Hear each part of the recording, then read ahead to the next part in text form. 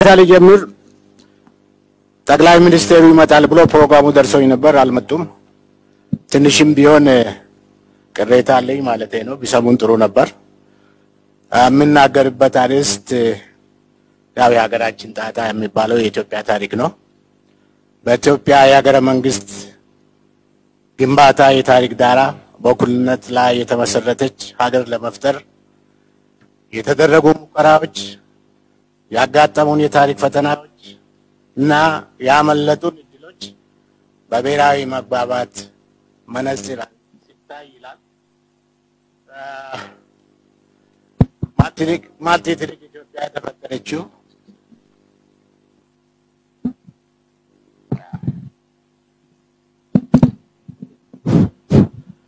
የተሻለ ነው ማልቲትሪክ ኢትዮጵያ የተፈጠረችው የ3000 ዘመናት ታሪክም ቢሆን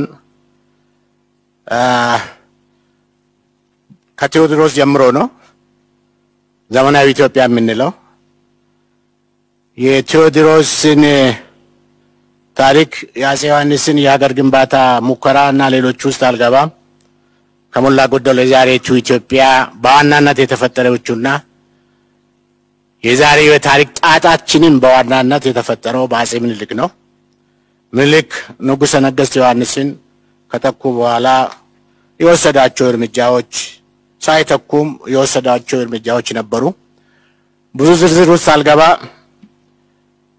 ምኒልክ የዛሬቷን ኢትዮጵያ ለመፍጠር ሶስት ዋና ወሳኝ ሊባሉ የሚችሉ ጦርነቶችን ተዋግተዋል አንደኛው በምዕራብ ኢትዮጵያ ኢምባቦ ወይም የዛሬ ወረቁ ጡራ የተደረገው ጦርነት ነው ብዙ ዝርዝር ውስጥ አልገባም የምዕራብ ኢትዮጵያንና የጎጀምን ከሞላ ጎደል እድል የወሰነ ነበር ሁለተኛው ትልቁ ጦርነት የተደረገው አርሲ ላይ የተደረገው ዛሬ አኖሌ አለ ወይም የለም የምንለው ነው አኖሌ ነበር አርሲዎች ለ5 ዓመታት ወይ ከዛ በላይ ጀግንነት የተሞላበት የመከላከል ጦርነት አድርጎ ነበር በመጨረሻም አፄ ምኒልክ የአውሮፓ መሳሪያም ተጠቅሞ ሊያሸንፏቸው ችሏል በዚህ ምናልባት 6 ዓመት አካባቢ ወይ 5 ዓመት አካባቢ የፈጀ ጦርነት ስለተበሳጩ ሊሆን ይችላል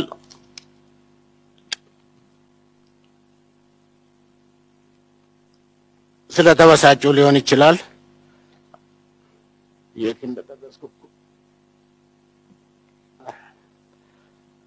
አፄ ምኒልክ በአርሲ ላይ እጅግ በጣም ጨካኝ የሚባል ዛሬ እንዳልኩኝ አኖሌ አለ የለም የሚለው የሰሩ ግፍም ጭምር የወሰዱበት እርምጃ ነበር ከዛ በኋላ ምኒልክ ወደ ደቡብ ኢትዮጵያ ባደረጓቸው እንደ ጫለንቆና ሌሎች ጦርነቶችም ነበሩ ሶስተኛው ትልቁ ጦርነት የጫለንቆ ነበር ካፋ ላይ ወላይታ ላይ ያደረጓቸው ጦርነቶችም ቀላል አልነበሩም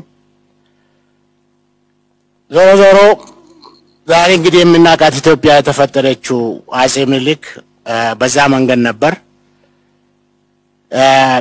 ከጦርነቶቹም የባሰ ትልቁ ነገር አፄ ምኒልክ የፈጠሯት ኢትዮጵያ ምን አይነት ነበር የሚለው ነው ስለዚህ እነዚህ አንደኛው እስካሁን ድረስ ከኛ ጋር የቆየው የግዛት ፈጠራው አኖሌን በመሳሰሉት የታሪክ ጠባሳዎች ይዞ መሄዳቸው ነው መቆየታቸው ነው ሁለተኛው እና ዋናው ነገር ግን ከማቅናቱ ጋር የተፈጠረው የፖለቲካ ኢኮኖሚ ነው ይህም በነፍጥ ላይ የተመሰረተ የፖለቲካ ኢኮኖሚ ዛሬም ያወዛገበን ያለው የነፍጠኛ ስርዓት የሚባለው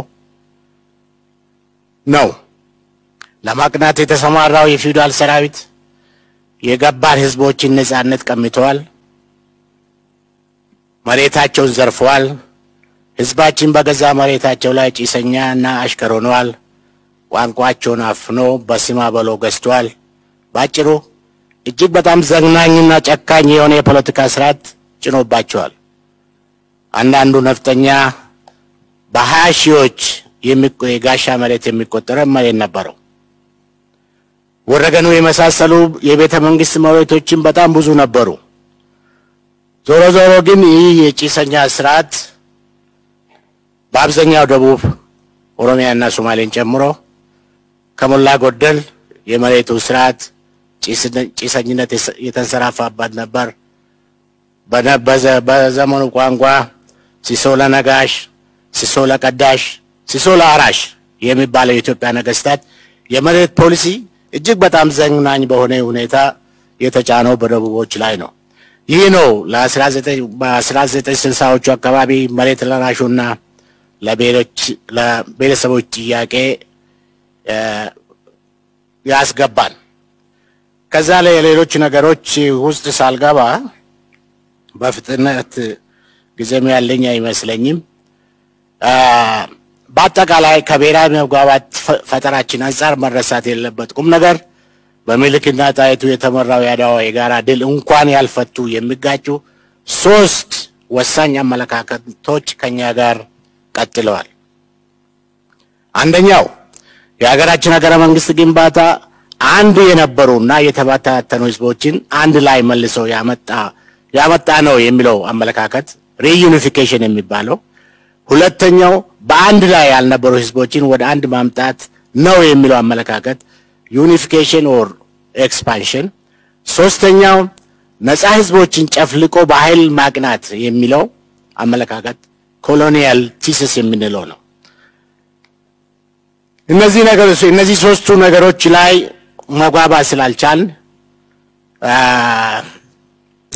የዛሬቱ ኢትዮጵያ እዚህ ድረስ አምጥታናለች። በአፄ ምኒልክ የተፈጠረው ኢትዮጵያን ለማስተካከል የተሻለች አገር ግንባታ ውስጥ ለመግባት ኔሽን ቢልዲንግ ውስጥ የምንለው ለመግባት የተደረገው ሙከራ የመጀመሪያው ጥሩ ሙከራ የልጅ ኢያሱ ሙከራ የምንለው ነው።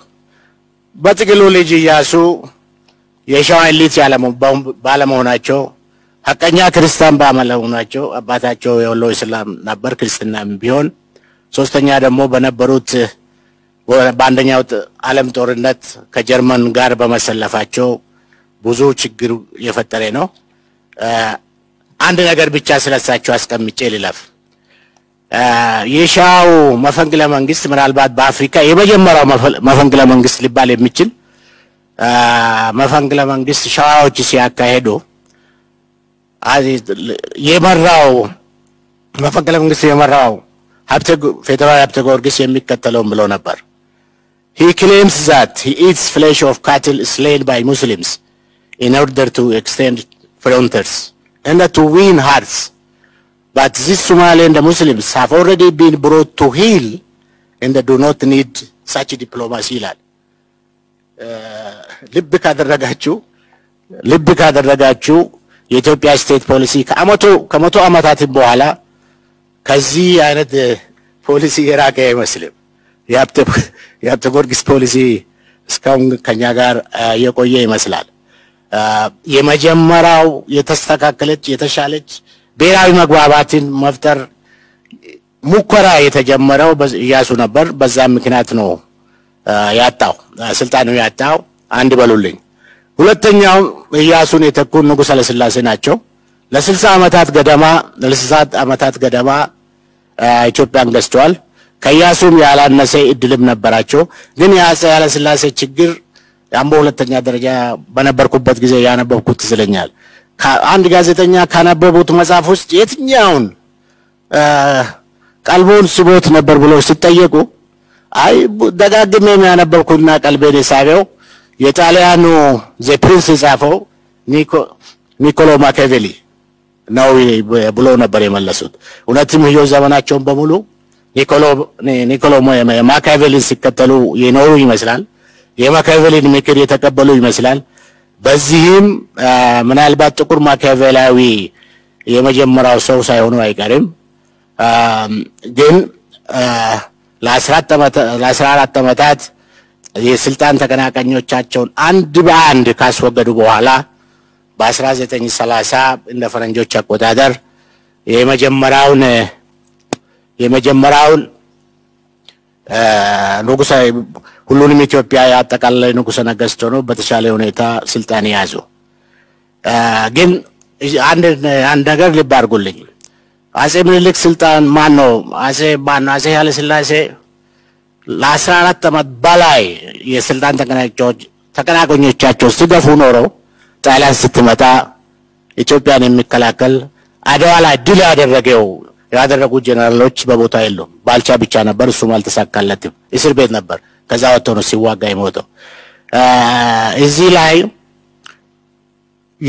የትግሬው ደጃዝማች ኃይለሥላሴ ጉግሳን ጀምሮ የጎንደር፣ የጎጃም፣ የሸዋ፣ የጅማ፣ የወለጋ እነዚህ የአካባቢ ባለስልጣናት በአጼ ኃይለሥላሴ በመገፋታቸው ባንዳዎች ነው የሆኑት። ያ ባንዳነት ውድ ዋጋ አስከፍሎናል። የብልጽግና ጓደኞቻችንና ባለስልጣናትም ጠዋትና ማታ ባንዳ ስለ የሚጠላው ለዚህ ነው። ጣሊያን ሲመጣ የአካባቢ መሪዎች የነበሩት ከባልቻ በስተቀር ባንዳነቱን መርጦ ብዙ ጉዳት ነው ያደረሱን። ግብጽ ሱዳን ይዛ መቼም ከመጣች ሱዳን ይዛ ነው የምር ከመጣች የተገፋበት ያለው ፖለቲካችን ጥሩ ላይሆን ይችላል። ዞሮ ንጉሱ ላይ ብዙ ቦምቦች ብዙ ከዛ በኋላ የወሰዷቸው እርምጃዎች ከጣሊያን ጣሊያን ወረራ በኋላም ትምህርት ሳይወስዱ ተመልሰው እንደ ድሮአቸው ነው የተመለሱት። በፍጥነት እንትን ለማለት ለምሳሌ የመጀመሪያ ጉዳት የሪፐብሊካን አይዲያ ነበረው የሚባለው ደጃዝማች ታከለ ወልደሃሪያት ነበር። ብዙ ጊዜ ሲታገሉ መጨረሻም ከንጉሱ ወታደሮች ጋር ሲዋጉ ነው የሞቱት። ከዛ በኋላ እነ በላይ ዘለቀ ነበር በጠራራ ፀሐይ ነው ተሰቀሉት። ከዛ በኋላ ኦሮሞቹን መጫናቱ ለማሲፈጥሩ እነዚህ ጠገቡ ተብሎ እነ ማሞ መዘምር ተሰቀሉ። እነ ጀነራል ታደሰ ብሩ ሞት ተፈረደባቸው። ግን አጼ ኃይለ ሥላሴ ያገኙት ከዛ ምንድነው ዛሬ የምናውቀው እንዳው ነገነቱን ነው። በኢትዮጵያ ላይ ምንም አይነት ችግር ያልነበራቸው ሰዎች ሲያስወግዱ ከዛ የተማሪው ንቅናቄ መጣ። ከተማሪው ንቅናቄ በፊትም እንደምታውቁት ማን እንደመከራቸው ባናቅም የኤርትራን ፌዴሬሽን አፈረሱ። ለምን ጉዳት እንደዳረገን ምን ኪሳራ እንዳመጣብን የኤርትራ ጉዳይ ታውቃላችሁ። ዛው ዝርዝር ውስጥ አልገባም። ከዛ የተማሪው ንቅናቄ 19 አቆጣጠር 1965 ከዛ የብሔረሰቦች ጥያቄ የሚባለው ደግሞ 1969 ላይ መጣ እንደ አውሮፓ አቆጣጠር። እቺኛዋን ንጉሱ አልወደዷትም። ወደ በለጠ ጭካኔ ገቡ። ተማሪዎቻቸውንም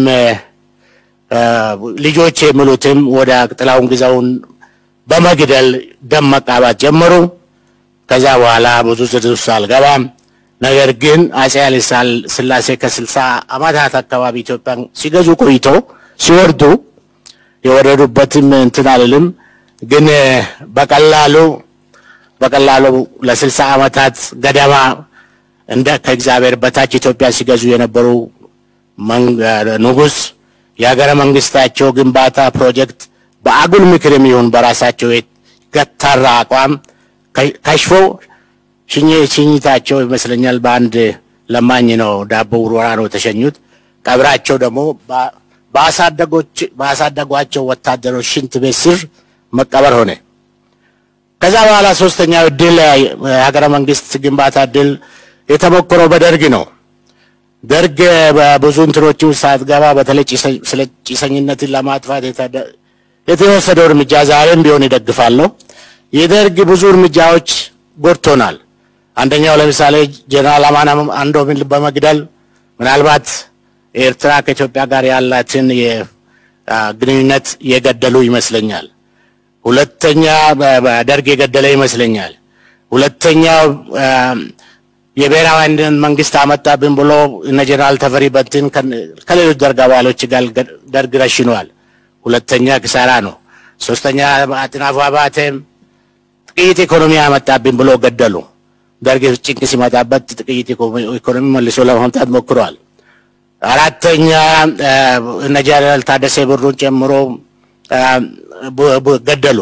ሰው ብዙ ጊዜ ማስታውሰው አረጋዊ ማስታውስም መለስ ተክለ የሚባልም በመግደሉ ቢያንስ ለገሰ ዜናዊ መለስ ብሎ ሲሙን ይዞ ጫካ የገባበት ሰው በዛ ጊዜ የተገደለ በሀገር አንድነት ስም የተገደለ ነው። ከዛ የተሻለ ዕውቀት አለን ስለ ሶሻሊዝም ይገባናል የሚሉትን የመኢሶን አመራር ተፈጁ። የኢህአፓ አመራሮችም ተፈጁ። በተለይ ኦሮሞዎች አካባቢ ብዙ ጉዳት ነበር። የመጀመሪያው ራዲካል ጄኔሬሽን የሚባለው ያለ ርህራሄ እና ኤሌፊዳን ጨምሮ ነው የተፈጁት። ከዛ በመጨረሻ አካባቢ መርሳት የሌለብን ደርግ ባጭሩ ሌሎች ነገሮች እሱ ሳይገባ ሶስት መሰረታዊ ችግሮችን ፈጥሮብን ሄደዋል። አንደኛው የሀገረ መንግስት ግንባታ የሚባለውን የበለጠ አወሳሰበው ኢትዮጵያን የደም እንባ የሻለቃ ዳዊት ወልደ ጊዮርጊስና የደም እንባ እንድትጠባ አደረጋት። በሀገር አንድነት ስም ብዙ ትርጉም የለሽ ጦርነቶችን አካሂደው የእነ አረጋዊ ዘመዶች የሚልክ ቤተ መንግስት እንዲገቡ ሁኔታውን አመቻችተው ሄደዋል። አራተኛው የኢህአዴግ ዘመን የሚኖረው የሀገር መንግስት ግንባታ ሙከራ ነው። ይህ የኢህአዴግ ዘመን አራተኛው ብዙ ነገሮች ነበሩ። ሌላው ቢቀር የብሔረሰቦችን ጥያቄ ይመልሳል ተብሎ እየታሰበ ነበር፣ አልመለሰም። እዚህ ውስጥም ብዙ ነገሮችን ውስጥ ሳልገባ ኢህአዴግ ከሁሉም በላይ ኢህአዴግ የሞግዚት አስተዳደር የሚባል ፌዴራሊዝም ፈጥሮ መሄዱ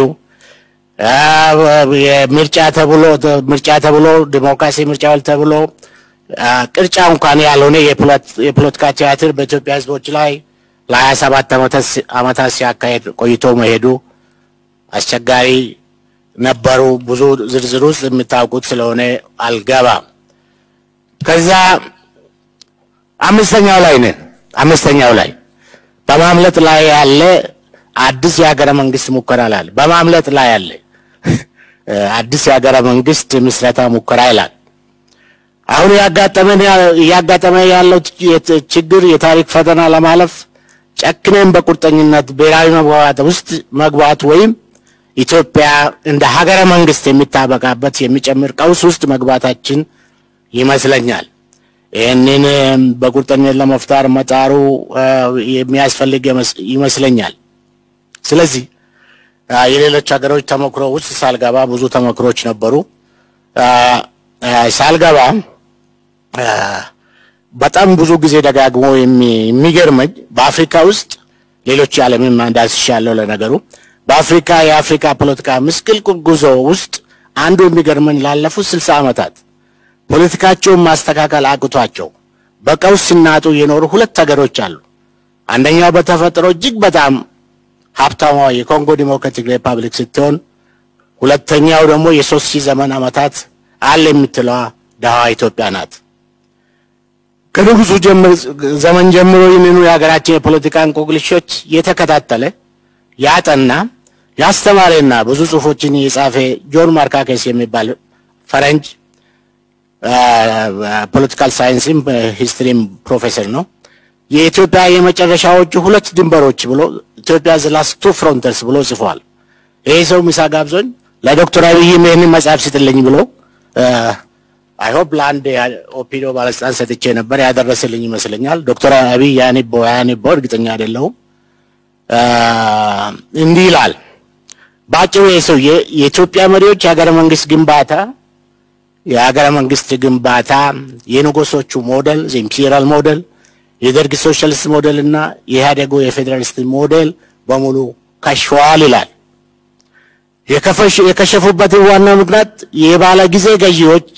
የባለ ጊዜ ገዢዎችን ስልጣን ለማሳካት የተገፉበት መንገድ የኢትዮጵያ ህዝቦችን እኩልነት ያጎናጸፈና የልማት ጥማታቸውን ያላረካ በመሆኑ ነው ይላል። የፈረንጅ ምሁር ፖለቲካችን ማሰልጠን ባለመቻላችን ሚሊዮኖች ህይወታቸውን አጥተዋል፣ ሚሊዮኖች ከቀያቸው ተፈናቅለዋል፣ ሚሊዮኖች ተሰደዋል። እኔም ከዚህ ምሁር በመነሳት የሚከተለውን ለማቅረብ እሞክራለሁ። አንደኛው መሰረታዊ ችግራችን በታሪክ አጋጣሚ ስልጣን ላይ የወጡ መሪዎቻችን ሀገርን የመምራት ህልማቸው ስልጣንን ጨምድዶ ከማቆየት ህልማቸው ጋር ሁሉ ስለሚጋጭባቸው ነው። ሁለት የኢትዮጵያ ፖለቲካ ፓርቲ መሪዎችና የተቀሩት ሊቃን በተለያየ ደረጃ የሚጋጩ ህልሞቻቸውን ይዘው መጓዛቸው ነው።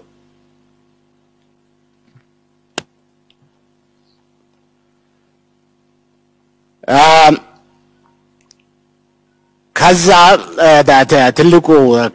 ትልቁ ችግር ከሁሉም በላይ አዲስ ማህበራዊ ውል ለ50 ዓመታት ትግል ውስጥ ብንቆይም አዲስ ማህበራዊ ውል ኒው ሶሻል ኮንትራክት ውስጥ መግባት ባለመቻላችን ነው።